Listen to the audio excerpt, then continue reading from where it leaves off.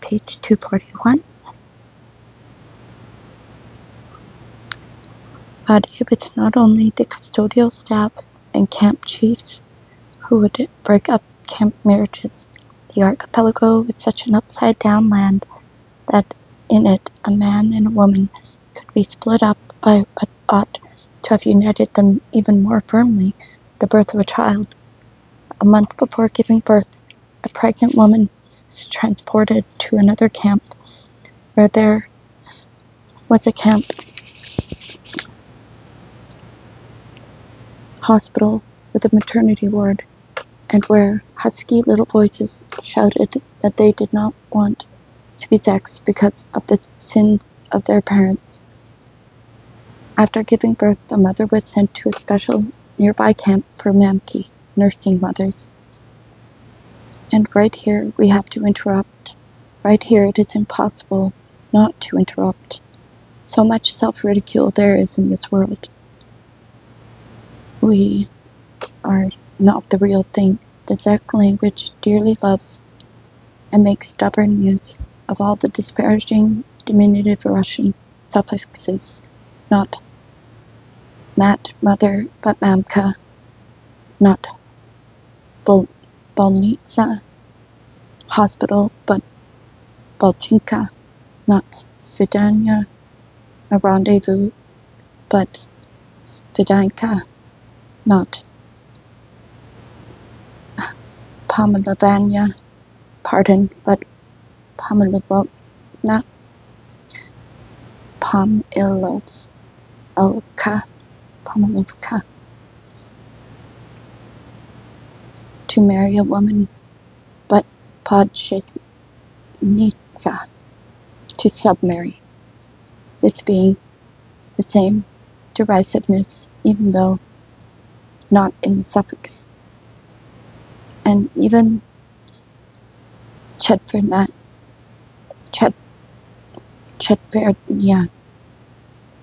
a 25-year term, is demoted to Chetvertaka, from 25 rubles to 25 kopecks. But this insistent bias of the language, the Czechs demonstrate also that nothing in the archipelago is genuine. Everything is a forgery. Everything is the lowest grade. And that they themselves do not see any value on the things ordinary people value. They show awareness of the fake nature of the medical treatment they get, the fake character of the petitions for pardon which they get, which they write out of compulsion and without faith. And by demoting the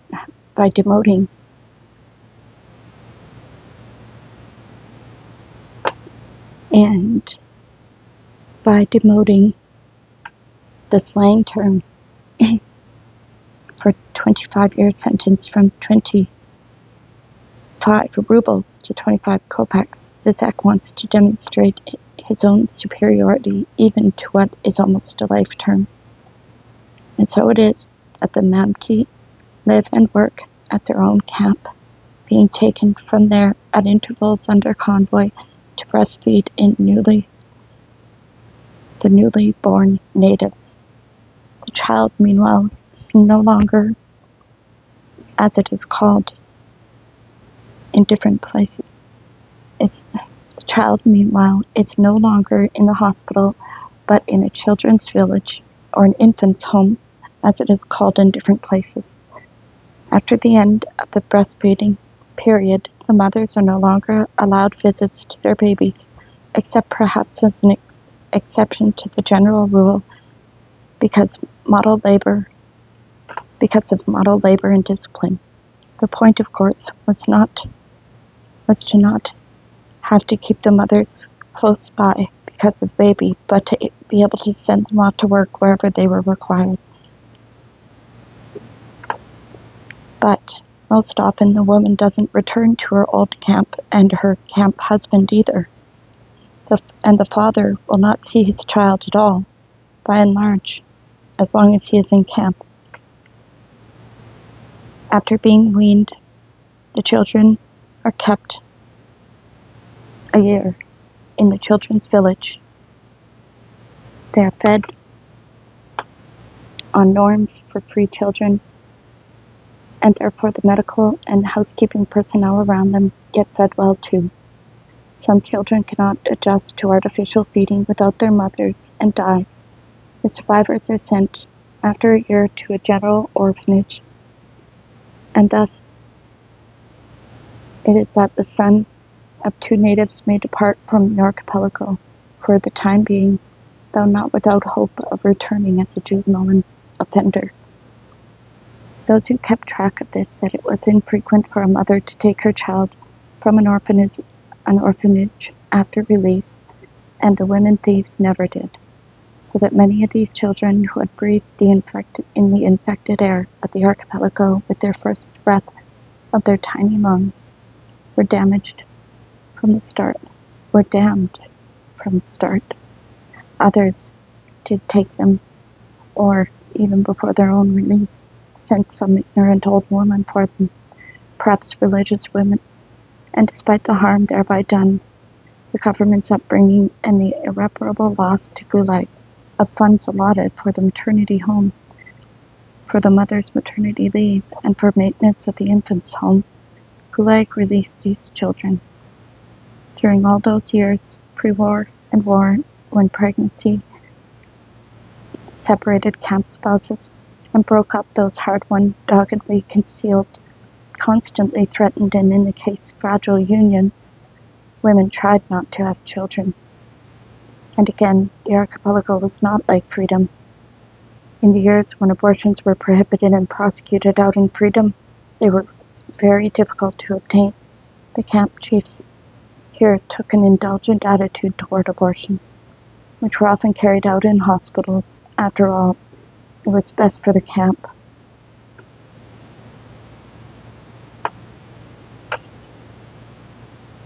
And these issues of whether to give birth or not, which were difficult enough for any woman at all, were still more confused for a woman camp inmate. And what would happen to the child subsequently? And if such a fickle camp fate gave one the chance to become pregnant by one's loved one, then how could one go ahead and have an abortion? Should you have the child? That meant certain separation immediately, and when you left, would he not pair off with some other woman in the same camp? And what kind of child would it be? Because of the malnutrition of the parents, it was often defective. And when you stopped nursing the child and were sent away, you still had many years left to serve. Would they keep an eye out so as not to do him in? And would you be able to take the child into your own family? Here we're showing a picture of the Glebovs. For some, this was excluded. But if you didn't take him, would your conscience then torment you all your life? For some, not at all. Those who counted on being united with the father of their child after release went into motherhood in camp with self-assurance and confidence. And sometimes these expectations worked out. Here is a Glebov in the picture. I'm trying to show it. With his camp wife, 25 years afterward. With them is their daughter, born back in GULag, who is now 19. What a lovely girl she is, too. And another daughter, born out in freedom 10 years later, when the parents had served out their terms. It's older and younger. There were those who went into it and who passionately desired to experience motherhood in camp, since that was the only life they had. After all, this is a living thing sucking at your breast, not fake or ersatz, and not second grade either. their sex. Is that word? The Harbin girl, Yalia, had a second child only in order to be able to return to the children's village and see her first there. And then she had a third so as to return to see the first two. And having served out her 5-year sentence, she managed to keep all 3 of them and was released with them. Irreparably humiliated, camp women were reconfirmed in their human dignity through motherhood, and for a short time felt as though they had attained equality with free women. Or else, so I am a prisoner, but my child is free, and jealously demanded maintenance and care for the child on the same level as for a genuinely free child.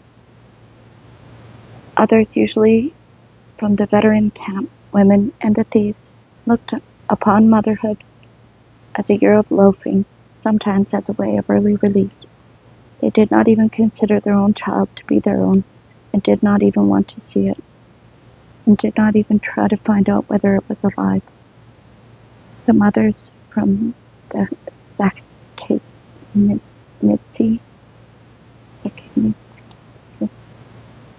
Western Ukrainians, and sometimes from among the Russians too, the more simple folk in origin, sought persistently to have their children christened.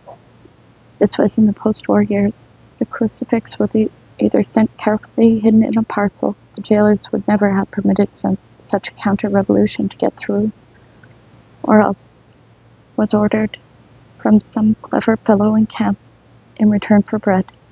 They also used to get a ribbon for the cross, and managed to make a fancy baby's vest and a cap. By saving up sugar from their ration, they managed to bake a tiny christening cake out of something or other, and their closest women friends were invited. There was always a woman who could pronounce a prayer.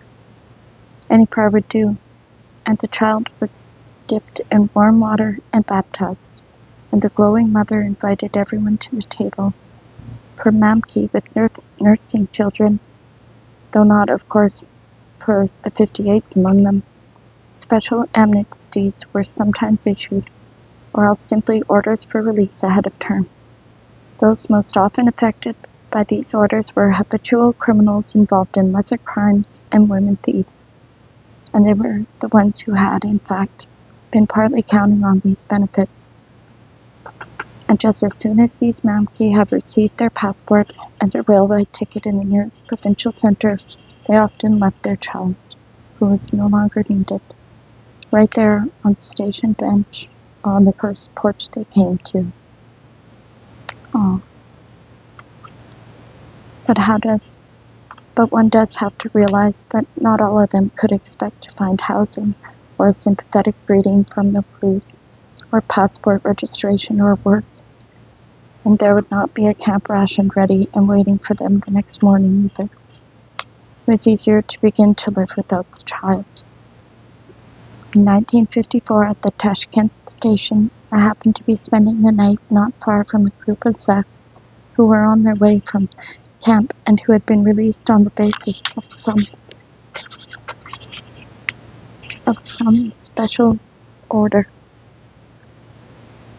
There were about 3 dozen of them, and they took up the whole corner of the hall, behaving very noisily, with a semi-underworld insolence, like genuine children of GULag, knowing what life was worth and holding in contempt all the free people out there. The men played cards, and the Mamki argued loudly about something, and all of a sudden one mother screamed something more shrilly than the rest, jumped up, swung her child by the legs, and audibly banged his head on the cement floor. The hall full of free people gasped. A mother? How could a mother do that? They just didn't understand that it's not a mother, but a mamka. Everything said so far refers to joint coeducational camps, such as existed from the first years of the revolution right up to the end of World War II. In those years, the Russian Republic there was only the Novinsky House of Detention, converted from a former Moscow women's prison, where women only were imprisoned. This experiment did not spread and did not even last very long itself. By having risen safe and sound from beneath the ruins of the war, which he had nearly lost, the teacher and founder took thought as to the welfare of his subjects. His thoughts were now freed to look to the ordering of their lives, and much that he devised at the same time was useful, much was moral, and among other things, the male sex and the female sex were separated, first in schools and camps, and then perhaps he hoped to extend this to all freedom as well. And in China there was such an experiment, even more extensive.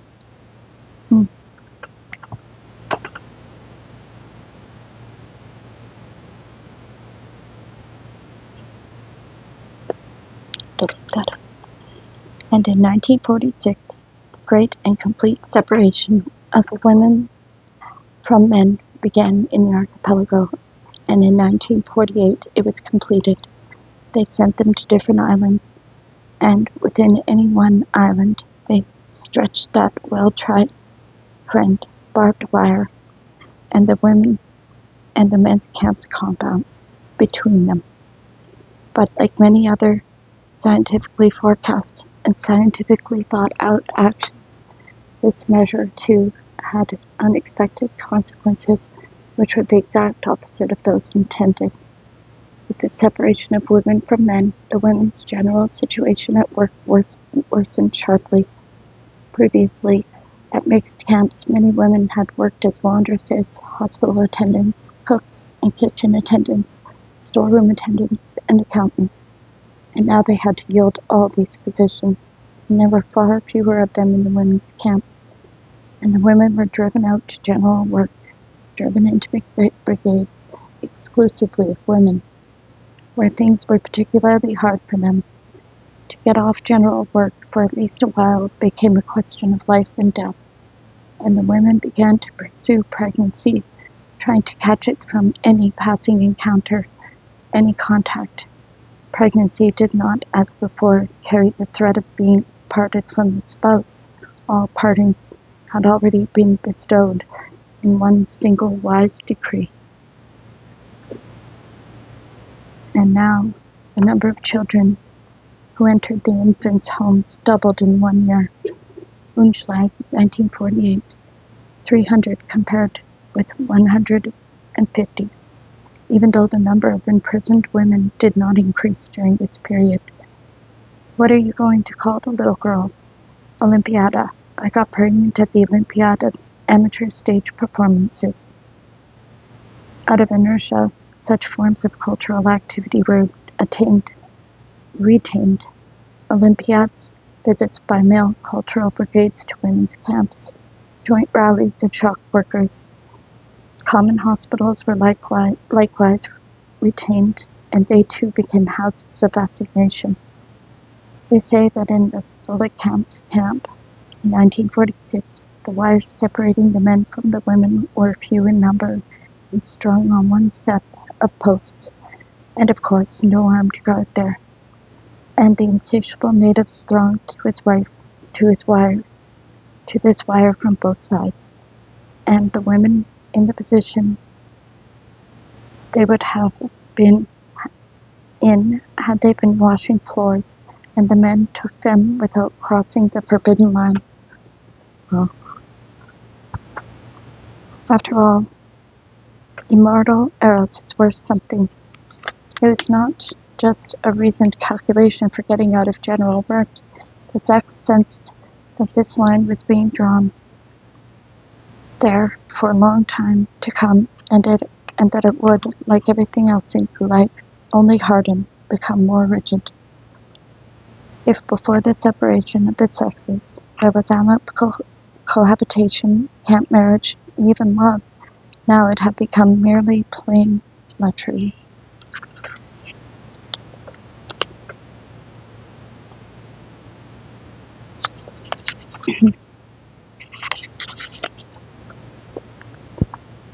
Of course, the chiefs were not dozing, and corrected their scientific predictions as they went along. To the one row of barbed wire, they added forbidden zones on either side, and then, recognizing these barriers to be insufficient, they replaced them with a 6-foot-high fence, also with prohibited zones on either side. In Kangir, even that barrier did not help. Intending lovers leaped over it.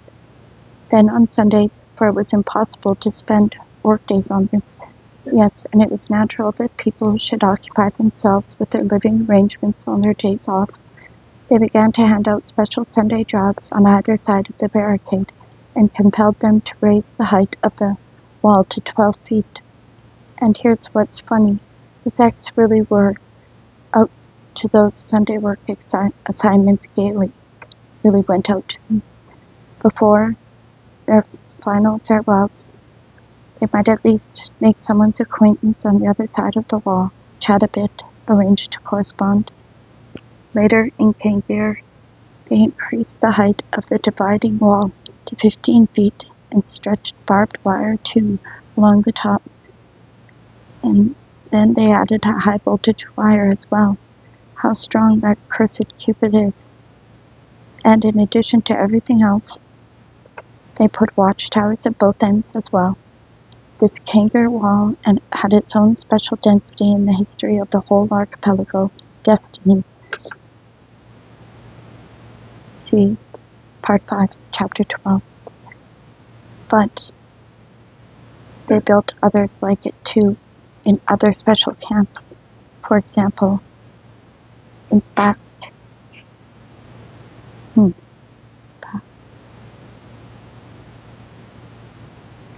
One had to picture oneself the well-reasoned methodology of these employers who thought it entirely natural to divide the slave men from the slave women with barbed wire would have been astonished if anyone had proposed that the same be done to themselves and their families.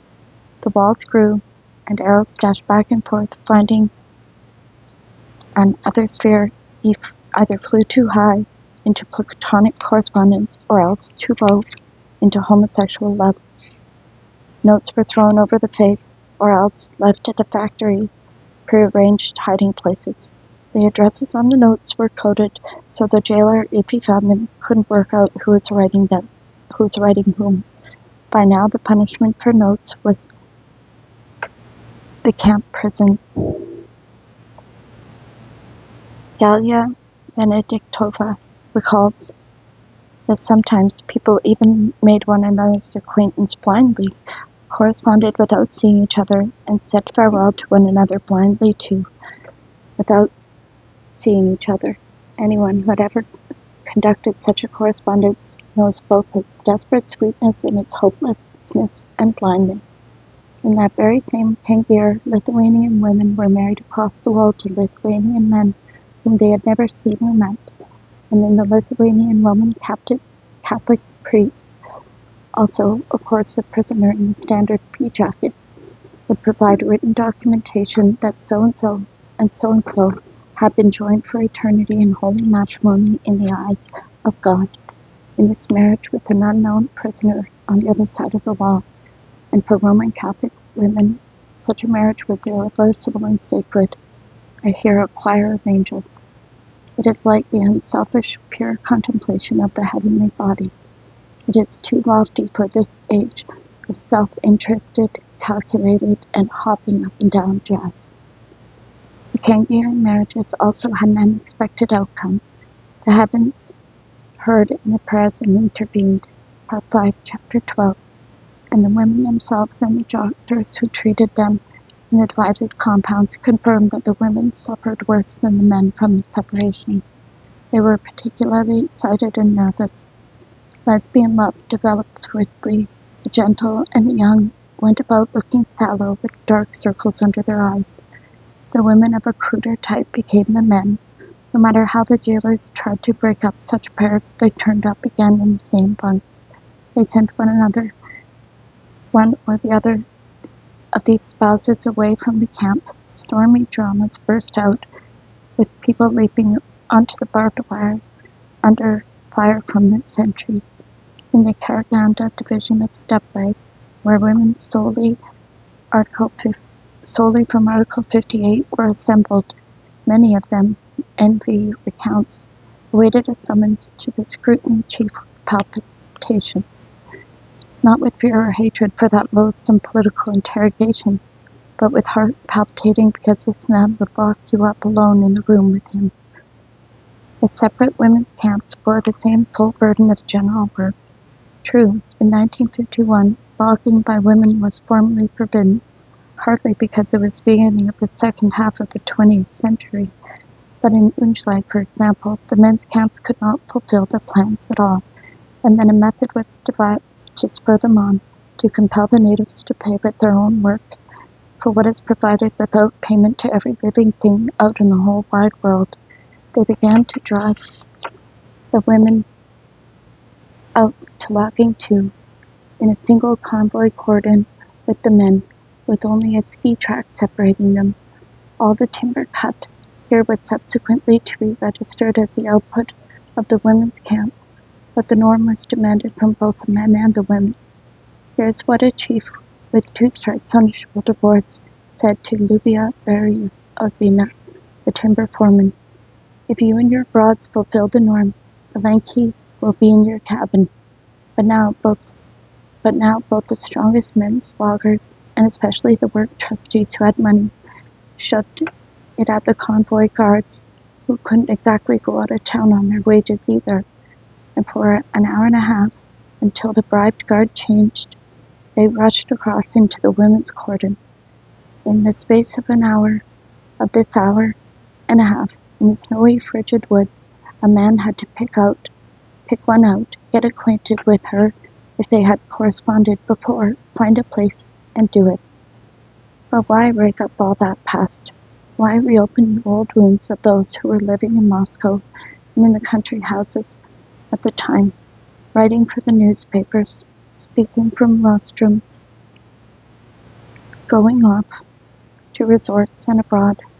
Why recall all that when it is still the same even today? After all, you can only write about whatever will not be repeated.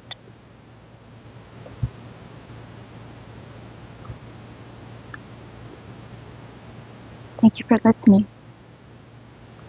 Chapter 9 next time, the trustees. I hope you have a good day.